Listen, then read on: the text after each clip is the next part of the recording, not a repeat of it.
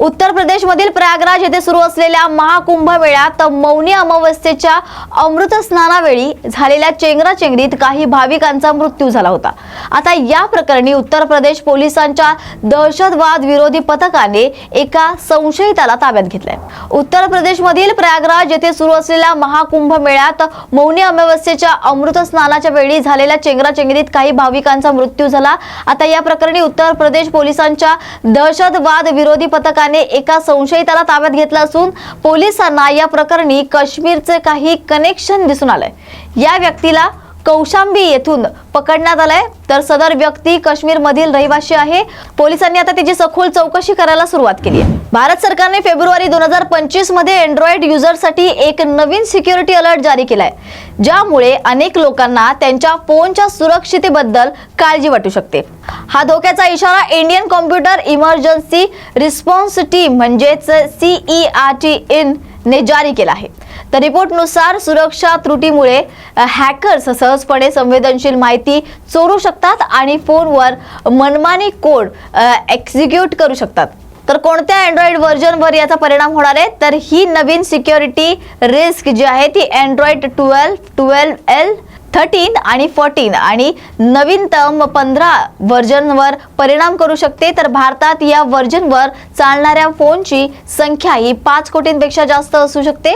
अशा परिस्थितीत हा धोका खूप गंभीर मानला जातोय आणि स्मार्टफोन ब्रँड्सने तो गांभीर्याने घेणं आवश्यक आहे, जेणेकरून युजर्सना संभाव्य सायबर हल्ल्यांपासून वाचवता येईल। संसदेच्या अर्थसंकल्पीय अधिवेशनामध्ये आज 2025 आणि 2026 या वर्षासाठीच्या अर्थसंकल्पावर चर्चा करण्यात आली आहे। या दरम्यान डीएमकेचे खासदार दयानिधी मारन यांनी संस्कृत भाषेबाबत केलेल्या टिप्पणीमुळे लोकसभेतील वातावरण तापलंय। यावेळी दयानिधी मारन यांनी केलेल्या टीकेवर आक्षेप घेत लोकसभा अध्यक्ष ओम बिर्ला यांनी त्यांना खडे बोल सुनावलेत।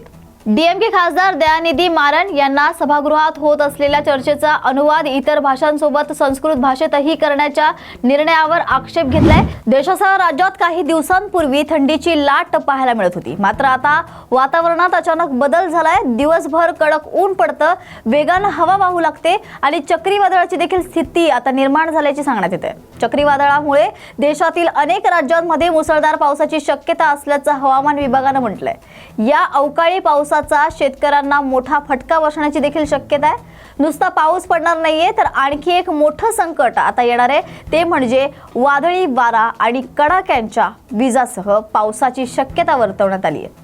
IMD ने दिलेल्या माहितीनुसार पुढील 2 दिवस म्हणजेच 13 फेब्रुवारी पर्यंत अनेक राज्यांमध्ये पावसाची शक्यता आहे।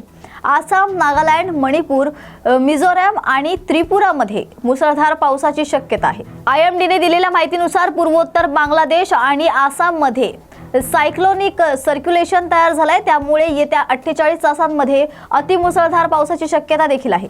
आसाम, नागालँड, मणिपूर, मिझोरम सोबतच जम्मू काश्मीर आणि लेह लडाखमध्ये देखील जोरदार पावसाची शक्यता आहे। पावसासोबतच बर्फवृष्टीची देखील शक्यता वर्तवली जाते। दरम्यान देशातील इतर भागात जोरदार वारे वाहणार असून थंडीत वाढ होण्याची शक्यता आहे, असं IMD ने म्हटलंय। सुरतमधील शाळेच्या निरोप समारंभात विद्यार्थ्यांना घेऊन जाणाऱ्या आलिशान गाड्यांच्या ताफ्यांचा व्हिडिओ सध्या व्हायरल होतोय।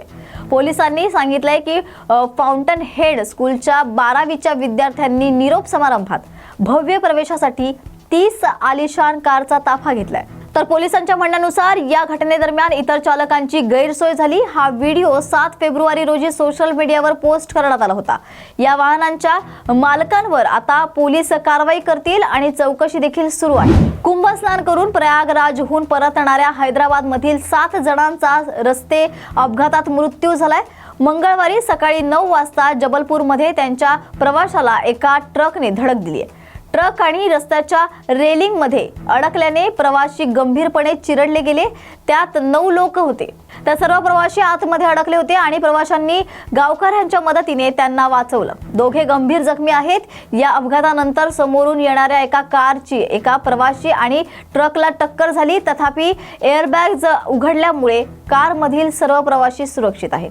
नागपूर प्रयागराज राष्ट्रीय महामार्गावर जबलपूर पासून 50 किलोमीटर अंतरावर असलेल्या मोहला वर्गी गावाजवळील पुलावर हा अपघात घडलाय। घटनास्थळी मोठी गर्दी जमली असून वाहतूक कोंडी झाल्यामुळे पोलिसांनी वाहने दुसऱ्या मार्गाने वळवली। तर या होत्या इतर राज्यातील काही महत्त्वाच्या बातम्या। अशाच महत्त्वाच्या बातम्यांसाठी पाहत रहा न्यूज मराठी 24/7। नवा भारत नवा विचार।